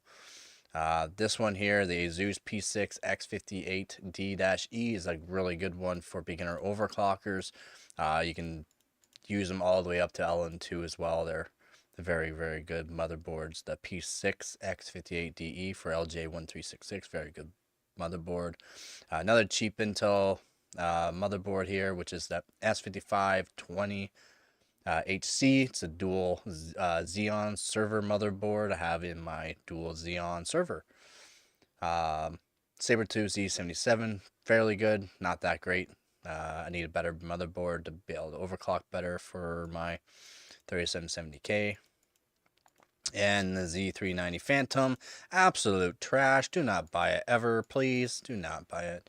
If you just need it for a daily or something like that, it works just fine. If you want to overclock, it's trash. Z690 Ors Master works just fine. I'm quite happy with it. Yeah, 3 frames of maximum graphics on a blank screen in Roblox. It's trash. Do you have recommendations for a starter under $2? For under $2, no, because I have to be nice on this channel, so you're lucky. You're lucky. I almost said something. Memory. We got some DDR3, some DDR4, DDR5. I use Dominator Titaniums. I do like them. They're pretty good. Hynix M die. They're not platinum. I don't know why I put platinum. DDR4 Viper Steel. These are Samsung B die. And DDR3, I've got multiple different kits.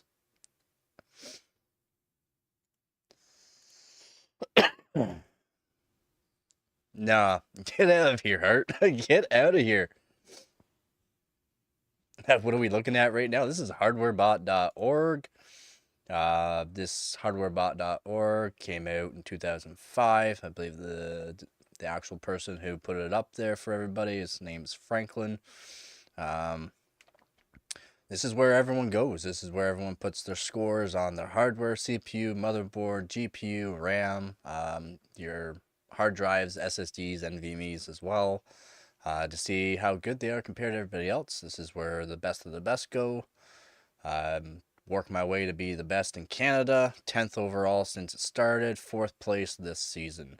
I am 1st place in my division right now. I am in one of the best overclocking teams there is, Team WEG, with Splave, have you ever heard of him? Splave, Sebi, Salted Croissant, AKM, Dreadzone, Black Dot, Crispy, Master Flop. Jeez. Watch My Debt, Excaberries, Paul, Raiden, Pablo, Doom, G Good, Tech Tested, Yee, me, Manus. Benchmark is really good, but he's way down here right now. He hasn't been posting a whole lot. He's been doing a lot of memory, though. Working on the fastest memory score, so that's what we're looking at right now, just scores and stuff like that. Currently manually downloading each frame off of the stream through the console on a computer from the 90s. Nice. Sorry about that. What's the highest overclock you're able to achieve on the DDR4 kits? 4400 mega transfers. I had a really crappy motherboard, so when I show you, when I was telling you about, I don't know if you were here, with the Z390 ASRock Z390 Phantom Gaming 4S-AC. Don't buy that motherboard. You can only put 1.35 volts into the RAM. The Samsung B die that I have is one of the best that you can actually get for overclocking, and it needs more than 1.35 volts to get higher frequencies, and the best I was able to do is 4400. I probably do 4800, maybe 5000 on my 8700K. It was a really good 8700K that I had. But yeah, so I'll show you here in a second. Oops, wrong one. You gotta figure out which one it is. I think it's just this one. Yeah, 4400. So it says 2200 megahertz. Times that by 2, of course, and that will give you your actual frequency. But yeah, I did it right here. So there's the system with the 1070 that was modded afterwards, hard modded. Viper Steel, like I said, Patriot Viper Steel. They're the 4,000 kits. You can get the 4,400, and hopefully you'll get the B die. But I got the B die, so I did it, and yeah, right here. So 2,200 on the DRAM frequency. You just times that by 2, of course, and boom, 4,400. And Z390 Phantom Gaming 4S-AC. Don't buy it. You can only put 1.35 volts into it, and you cannot update the BIOS. I've tried. I bought 2 of them thinking it was a good deal. I sold both of them. No, that was gear 2. You had gear 2. No, gear 1's harder to run on for frequency. 1-to-1's harder than 2-to-1. 2VB die meta. Yeah. I can't believe I got 4,400 working at 1.35 volts. I was really surprised I even got that. 39 Ti, 6143 Steel Nomad. That's pretty good. What's your core frequency at, though, there, Professor? How come the 12th gens can't hit that, though, but you got that on the 8th? I could have easily got more than that. Like I said, I had a really good 8700K. Overclocked to 5.2 gigahertz as well at like 1.375 volts, I think it was. Didn't like use no volts. Yeah, because the way the motherboards are built, the way the IMCs are, there's a lot of things that are probably just more or less the microcontrollers, though. That's probably why. There's a lot of new changes that were done. A lot. And the 11th gens are the best overclock DDR4 11th gens. So 11900K was generally the best for DDR4.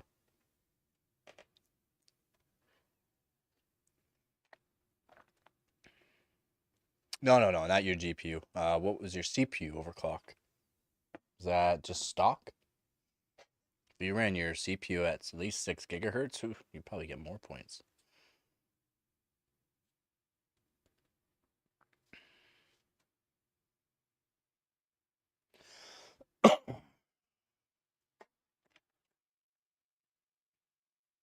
Yeah, there's a lot of reasons why the DDR4 didn't work that good on the new boards. Or, not new boards, but new CPUs.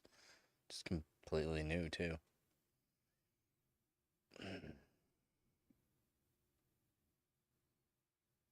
If we can get Gear Mode 4 to work, I bet it would be alright for the DDR4. But I don't think get Gear Mode 4 working on DDR4. I'm not sure. I haven't really seen anybody post anything about it. Yeah, I have 12th gen, and as soon as you go over 4,000, it's possible to get stable. Yeah, see, I've had the 1200K, but I had DDR5 at the time. Oh, Gear 2 is broken? Really? That's odd. Thought for sure you can use Gear 2 on it for DDR4.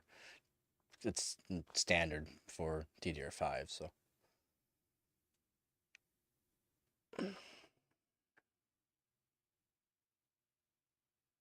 Couldn't tell you, man. I really couldn't tell you. Like I said, it's gotta be a microcontroller and all that kind of thing. It's just too stressful on it. Not designed for it. Just maybe it's just designed for more bandwidth than anything. So yeah, I think at 4,000 megatransfers per second, that's basically 8,000 or 4,000 megahertz per second. It's basically 8,000 megatransfers per second, basically, because of the way it ran.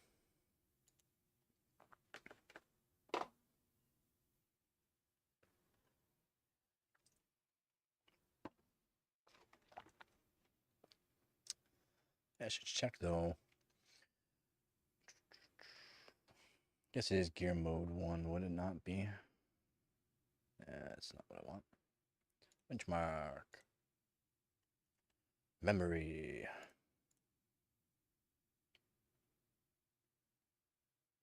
Yeah, my personal best is more than this, but I had to delete.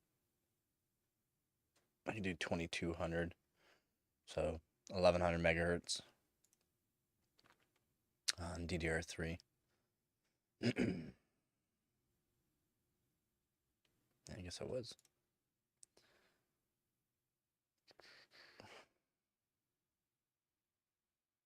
No, gear mode 2.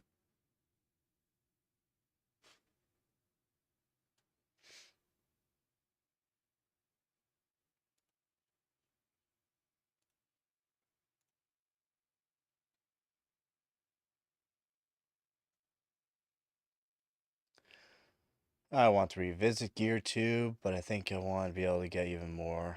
Get the Gear 2. RAM 40 gigabytes, 74, 67 megahertz at 5.6 gigahertz. Okay, gotcha.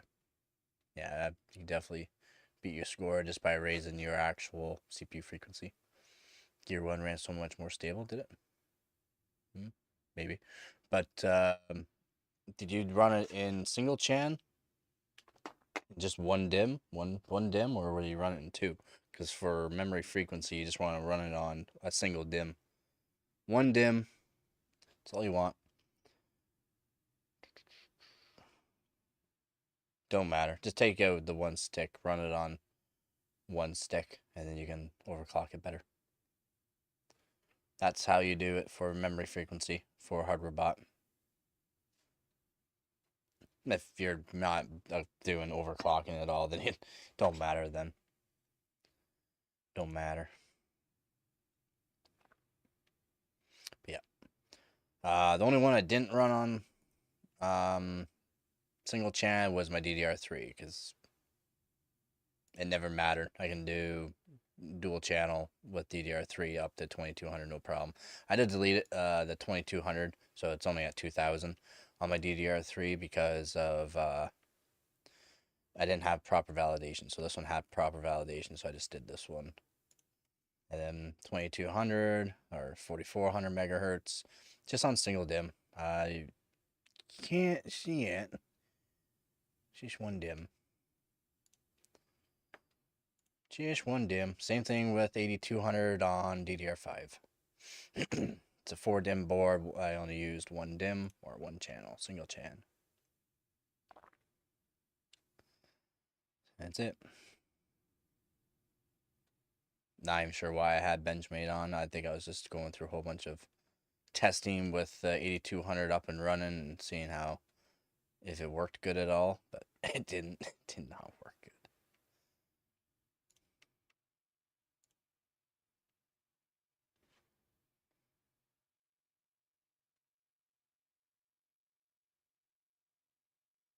That's the best I can do is 8200. Yes, I got H24Ms. It's the best I can do on this board, okay? I have to be on a certain BIOS, and I have to use my 12600K. I've tried it with this BIOS F29 on this board with my 13900K, and I cannot get 8000 working. Well, I can, but it's not, I can't get it stable enough to even take a picture, so. I have to be on F28 BIOS with my 12600K to get 8200. I mean, that's loose in the timings away at one stick of RAM. Aren't the 16 gigabyte kits single rank since the chips are all on one side or side of the RAM? Yeah, it'll be one single rank. Yeah, it'll be on one side. Single-sided, single rank.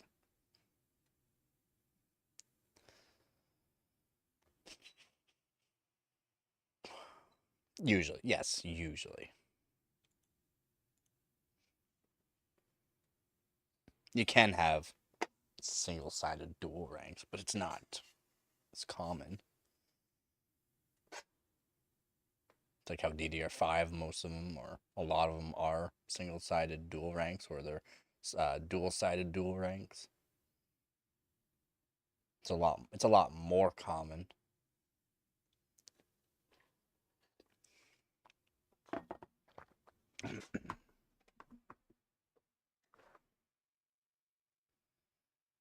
Yeah. No, yeah, this is literally the best I could do. And like I said, it had to be on F28 BIOS. I think I can show you here. F28B right here. F28 BIOS is the only one I can get 8200 working. The only one. It's so sad. I had to do CL42, 54, 54, TRAS 130, and TRC of 184. The cast latency actually had to be at 42. It took me a while to figure it out, but it had to be at 42. I couldn't loosen it more to make it stable. It had to be at 42. Maybe it's just my motherboard for some reason. Just really liked CL42 for higher frequency, but CL42 had to be CL42.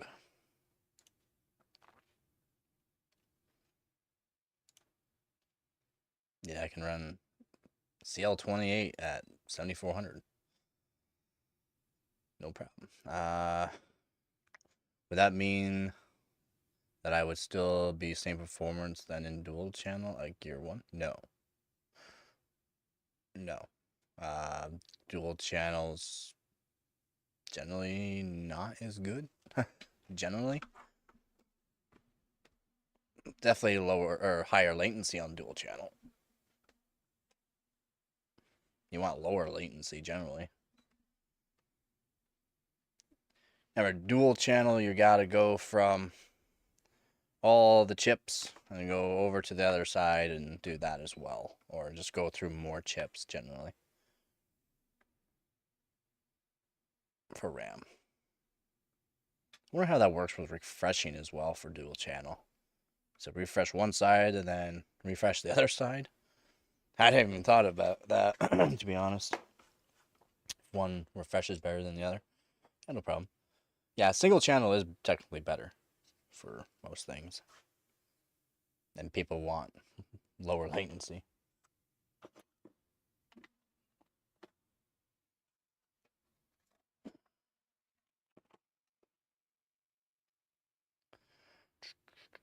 I'm still here. Just give me 1 second. Boom. You guys get the pizza.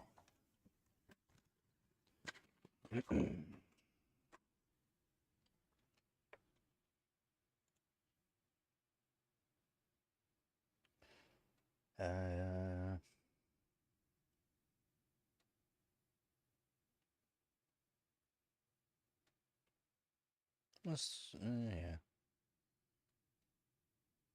So you're 3090 Ti. What were you saying it was running at?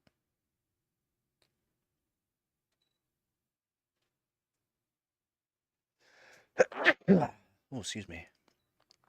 6103 is Legahoff's 3090 Ti, so you beat Legahoff. What is he running on for CPU though? 11900K, so you can definitely improve on his 3090 Ti just by a higher clock frequency.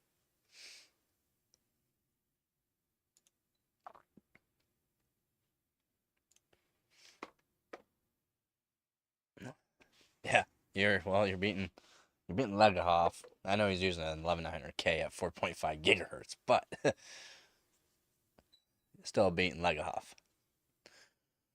Yeah, hold on, I can't even read. Why am I slow on the chat? Whoa, I'm like, oh, alright. I was gonna say.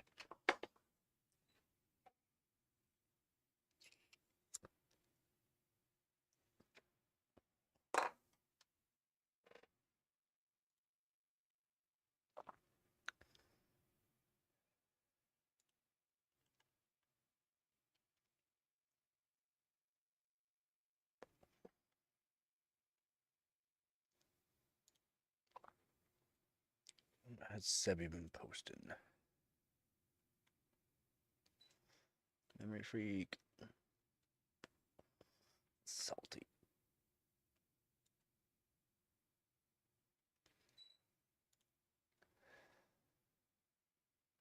Really low. Oh, whoa, that's not really low. This is for the competition. That is actually really high. 171,000. It's actually a pretty good score for the competition. Oh no. Oh no. Oh no. It should be in CPU, I mean, right?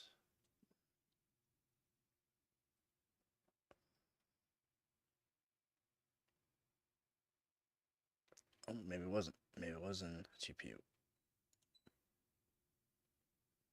Yeah, right there. Oh no, Sebi. 171. He's definitely probably has one of the highest ones. No, 181.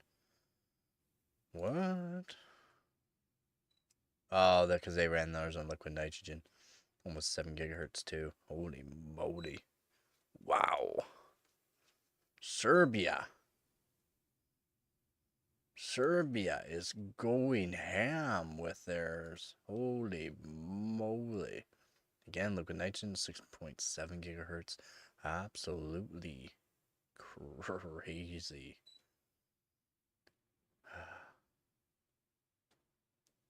Did he have to change his... That's dumb, isn't it?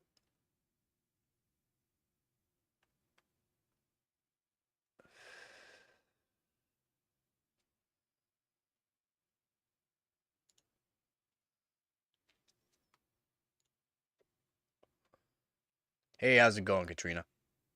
Haven't seen you in a while. I'm here, by the way. I'm just away from the camera for a second.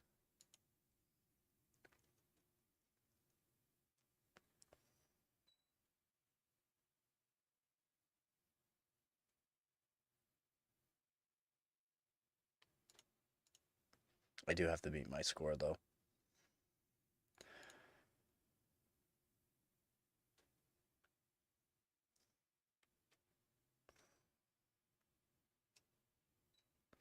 I will. I'll beat 2,442. It's a really good score, though. I like how it's 2442.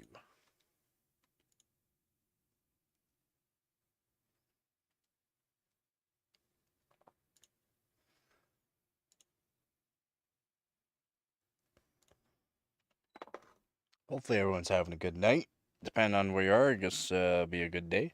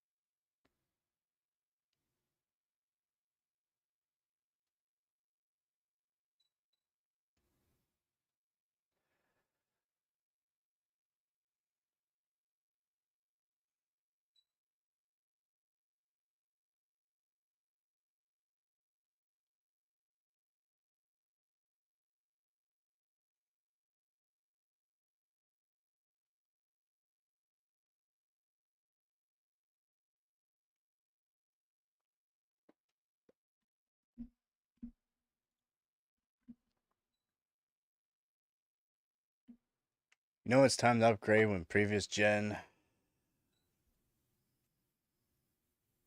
Yeah, seriously. In gaming, it depends. Depends on the games. For benchmarking, 1400K. For games, 9800X 3D. For not all the games, of course, but a lot of the games do benefit from the 3D cache.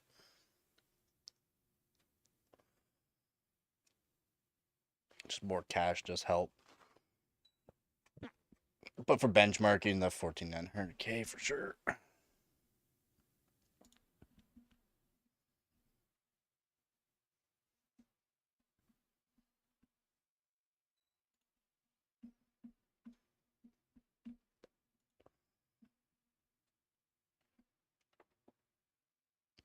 At least from everything that I've seen, read up on as well. It's not every game is going to benefit from it, but a lot of games do benefit from the 9800X 3D.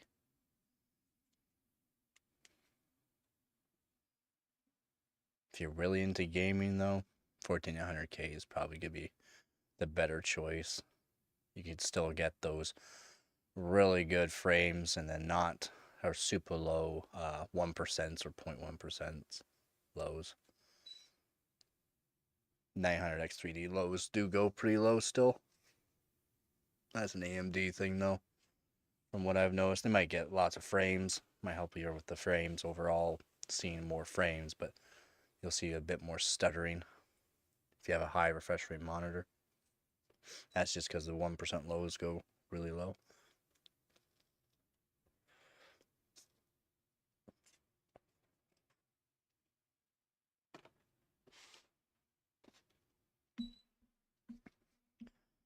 That is just from what I have read and seen. Do not own a 9800X3D, so can't really compare to like a 13900K or 14900K myself. So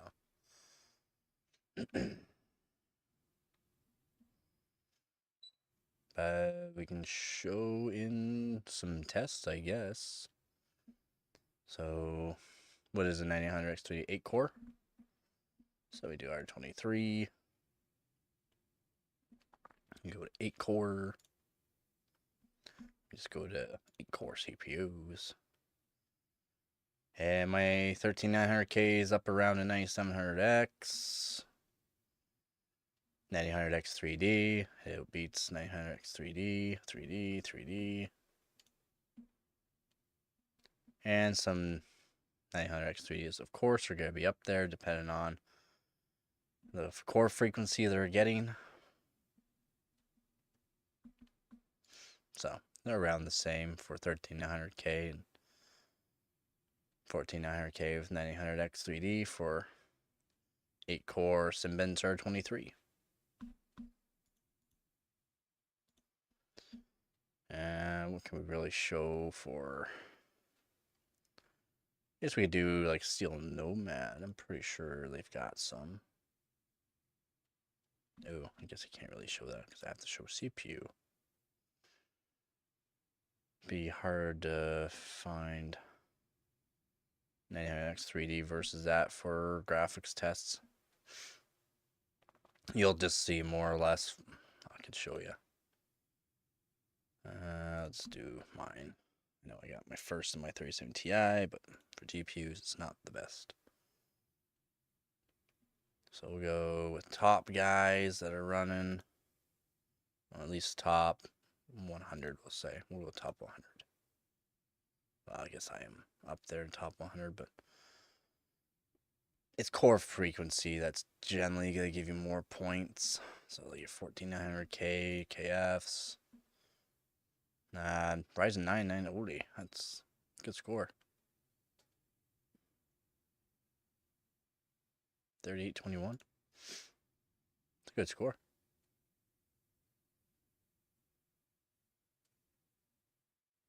Not sure how he able to accomplish that, but that's a good score. And let's go up a bit more though. You did it with a 12600K. 12600KF. 13900K. 13900K. 14700K. 13700K. For a lot of things, it's going to be all of those. Apex drop as benchmark, since I haven't seen a rig get 300 flatline and drop ship. That's a different kind of test to do. Do you know any GPU AOs that? No.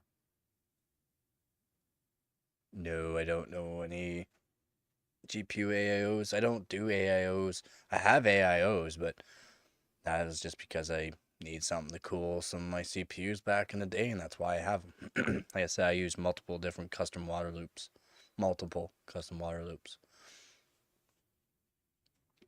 T5 pumps. I don't use AIOs. The AIO I used from a 1070 was the one that was built onto it, and then I didn't even use that after I modded it. It wasn't good enough. for it after I hard modded it, so I had to put it on a custom wire loop. So I made a custom CPU block that I used for water block for the 1070 that I used.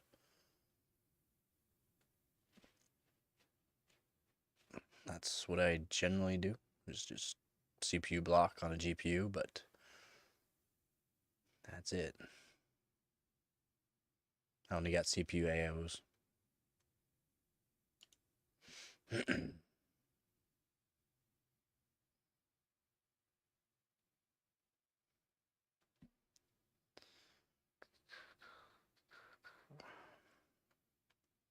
Yeah, MMR, that's a good score though.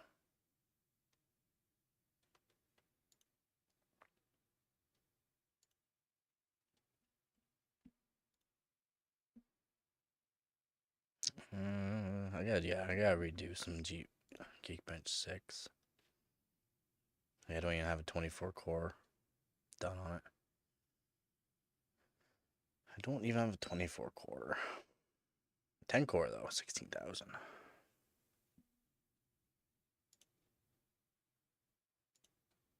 So the custom loops are where it's at then, yeah.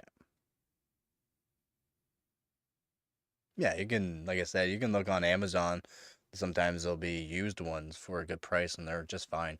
I got a used one for $60, 65 dollars. It's a $400 res pump combo. It's a D5 pump. There's nothing wrong with it off of Amazon. And that's for one of my custom wire loops. One of my custom wire loops is like $1,000. My other one's $200. And that's for tubing, fittings, D5 pump, and yeah, so like your radiator, tubing, fittings, and pump, and CPU block, like $200. My other one, $1,000. So like it's a Corsair D5 XC5 pump res combo. It's a really nice one. Like you put tubes in any direction basically on it. It's very good. Like it's really actually a really good one. It's really expensive though. Bought that outright, brand new. Same thing with the Corsair radiator, tubing, and all that too. It costs a lot more money. A lot more money. But yeah, $65 for a $400 D5 pump res combo. I can show you right now actually if you would like. You can just do. Ooh. Hang on to her, donkey. Hang on to her. Okay, how come I can't click me? There we go. Boom. Oh, just hang on to there, donkey. Jeez. There we go. Hang on to there, donkey. Oh, there's the PC. Hopefully it doesn't tear up. There it is. Yeah, it's got the Kool-Aid in it. That's so that way it doesn't freeze when I do my cooling. So right there, that was $65. That's a $400 pump. Yep, right by the Canadian fridge. Yep. You got it. Right there. Right there. Yeah. It's got it's like basically antifreeze. It's like good for -50 in it. It's good for the seals and that too. It's not gonna hurt the seals or anything in it. That's why I use this stuff. It's for we want to call it RV and cottage home winterization. I'm using that. It does take a long time for the air bubbles to get out of it, but once it does, it looks really nice. Yeah, that's what I'm using. It's my daily and all that. So, yeah, it's pretty good. That is what I use.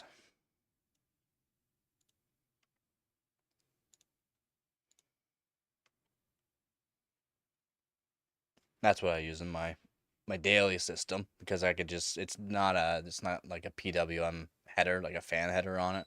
You just control the speed by voltage strictly off of Molex. That's it. I don't have to worry about nothing. Don't have to worry about fan header maybe going and all that. So the Corsair one is just used for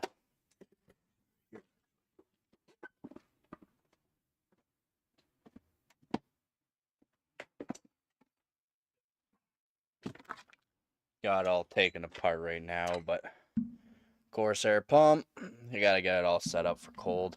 And right here, this right here is literally 200. Well, actually, this is a lot more than 200. This pump alone is almost 400, brand new. But I use R Cooper if you're gonna get a copper radiator. R Cooper makes good cheap ones. Like this right here was like $25 for a pure copper radiator. The fittings are fairly cheap on it too. I don't use the most expensive ones. If you do look on my videos, what you want to look at is my Bog episode 1, or it's also called budget custom water loop guide. And if you go look at that video, it will show the fittings, tubing, and stuff like that I prefer. The fittings I have, you can use. It's not a 3/8. It's over a 3/8 thick Allen key. So that way, if you don't have strong hands, you can use an Allen key to actually tighten the fittings on more proper. And yeah, that's what I prefer. And it's actually not a bad price. It's really not a bad price for it. But yeah, that's if you want to go watch that video. It's got a few views on it, but not a whole lot.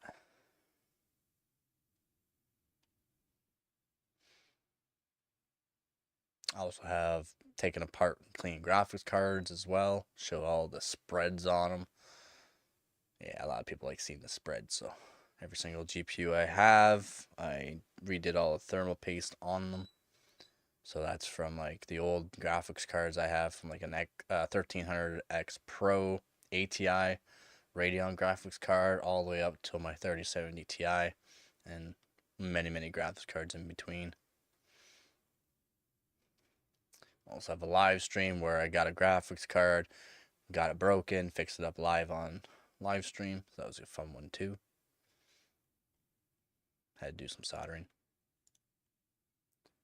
That was a fun one. I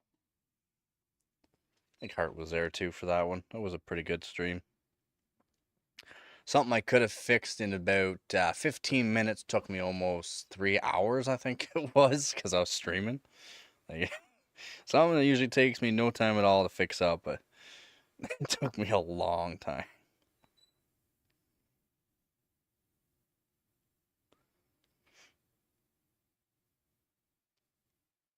Holy, it's after midnight. How long have I been streaming for? 2 hours. Might be calling it a stream though, but I haven't dropped a whole lot of frames though. That's good.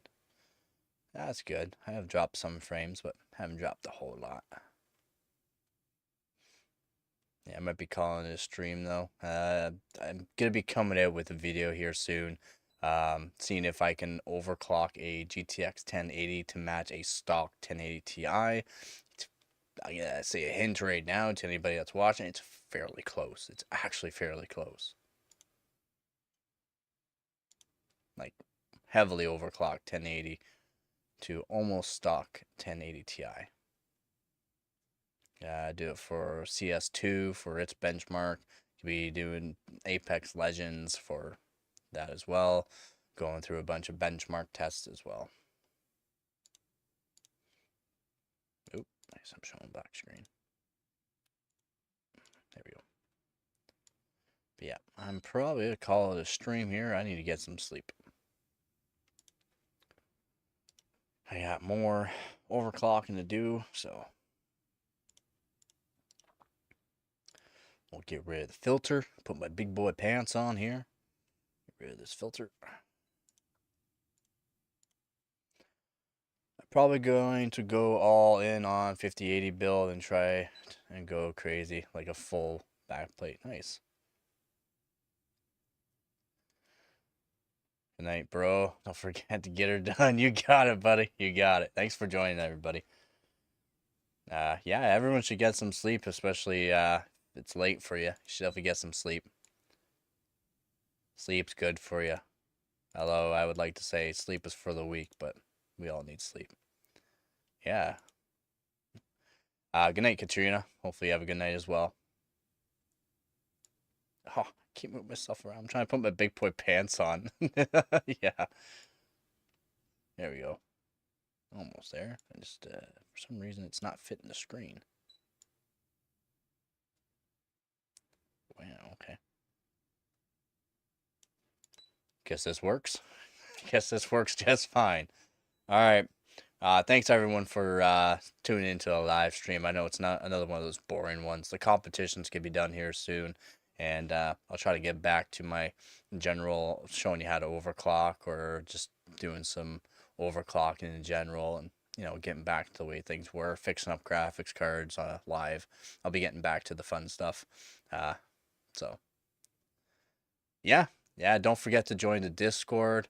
Again, I'll say thank you to my donators. Thank you to my Patreons. If you haven't checked out the Patreon page, there's more on the Patreon page as well. Discord link, I'll put it back in here as well. You can join that. And you can join that Discord link for anybody that's still here and hasn't joined the Discord. Community just keeps growing and growing. And always lots to learn there. And also do a lot of things with PCs, so if you want to learn more about it, join that. For special good times, yeah. Yeah, there's some special times. You got that right. All right, everyone. So I got my big boy pants on. Everyone knows how it is. I put my big boy pants on, and I like to thank everyone for joining. Thank you to all my subscribers. Thank you to all my viewers. Thank you to everyone supporting this channel. It does mean a lot to me. Again, apologize for the way things have been. Generally, it's a lot better. You got it right there, Art. Generally, I like to do things a little differently on this channel. It's just been the competition for hardwarebot.org. I've been more into that and trying to get good scores so that way I can be hopefully Canada's #1 overclocker someday. I'm getting there. So, again, thank you, everyone. And don't forget to get her done.